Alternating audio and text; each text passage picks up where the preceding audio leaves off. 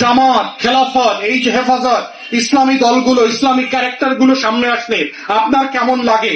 আর বিজেপির মোদী, অমিত শাহ, হেমন্ত আর শুভেন্দু, দিলীপ ঘোষকে দেখলে আপনার কেমন লাগে? এই কেমন লাগাটার মধ্যে হচ্ছে কালচারাল ফ্যাসিবাদ জড়িয়ে আছে, এবং এইটা বুঝতে না দেওয়ার মধ্য দিয়ে হচ্ছে আমার শত শত বছরের এই মাটির যে লড়াই, ইনকিলাবের লড়াই, আজাদির লড়াইকে ঢেকে দেওয়া হয়েছে। এজন্য বারবার রক্ত দিতে হয়। বাংলাদেশের টেলিভিশনগুলোতে কি গান, নাটক, সিনেমা, যাত্রা, থিয়েটার, মঞ্চ এগুলো কি বন্ধ হয়েছিল? তারা আসলে কি নিয়ে গল্প করে, কি নিয়ে নাটকের স্ক্রিপ্ট তৈরি করেছে, এগুলোর সাবস্টেন্স কি? এটা আমার ইতিহাসের লড়াইকে ধারণ করে কিনা? আমার লড়াইয়ের সবচেয়ে গুরুত্বপূর্ণ অনুষঙ্গগুলো কারা? কারণ এই কালচারাল জগৎ ঠিক করে আপনি কাকে শহীদ হিসাবে মর্যাদা দেবেন, কাকে ভুলে যাবেন, আপনি কার জন্য কাঁদবেন এবং কার জন্য আপনি কাঁদবেন না, কার জন্য বিশ্ববিদ্যালয়ের নাম হবে, কার নামে একটা হলের নাম হবে, কার নামে একটা জাতীয় প্রতিষ্ঠানের নাম হবে, আর কার নামে হবে না। এই গল্পের ভিতরে রয়ে গেছে হচ্ছে কালচারাল ফ্যাসিবাদ।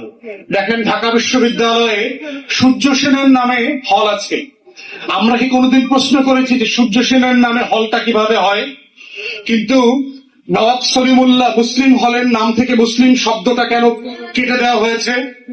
ঢাকা বিশ্ববিদ্যালয়ের মনোগ্রামে একটা কোরআনের আয়াত লেখা ছিল, ইকরা বিসমি রাব্বিকাল্লাযী খালাক, পড়ো তোমার প্রভুর নামে যিনি তোমাকে সৃষ্টি করেছেন। ৭১-এর যুদ্ধের পরে এই মনোগ্রাম থেকে কোরআনের আয়াতটা কেন সরিয়ে দেওয়া হয়েছে?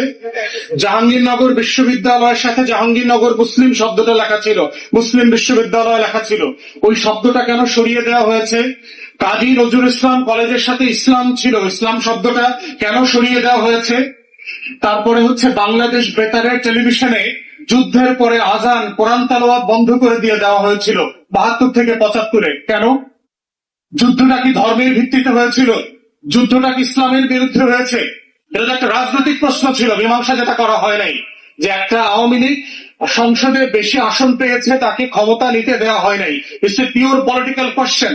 একটা রাজনৈতিক প্রশ্নকে যখন মিলিটারিলি রেজলিউশন করবার চেষ্টা করা হয়েছে, সামরিক জান্তা অত্যাচার নির্যাতন করেছে, তার বিরুদ্ধে একটা লড়াই হয়েছে। তাহলে আপনি লড়াইটা রাজনৈতিক, কিন্তু প্রতিশোধ দিচ্ছেন ধর্মের উপরে কেন? তাহলে এর ভিতর থেকে হচ্ছে এই লড়াইয়ের প্রশ্ন, ন্যায্যতা তৈরি হচ্ছে যে আসলে এই রাষ্ট্র কাদেরকে নাই করে দিতে চায়, কাদেরকে হ্যাঁ বলতে চায়। আমরা চিন্তা করে দেখেন তো, ক্ষুদিরামের কথা পড়তে গিয়ে, ক্ষুদিরামের গান গাইতে গিয়ে আমাদের চোখ থেকে কত পানি পড়েছে। কিন্তু তিতুমির, শরীয়তুল্লাহ, দুদুমিয়া, হাবিলদার, রজব আলী, এদের কথা শুনলে আসলে আপনার কাছে কেমন লাগে? একটু বিদেশি বিদেশি, ভিনদেশি, পুরাতন, হ্যাঁ একটু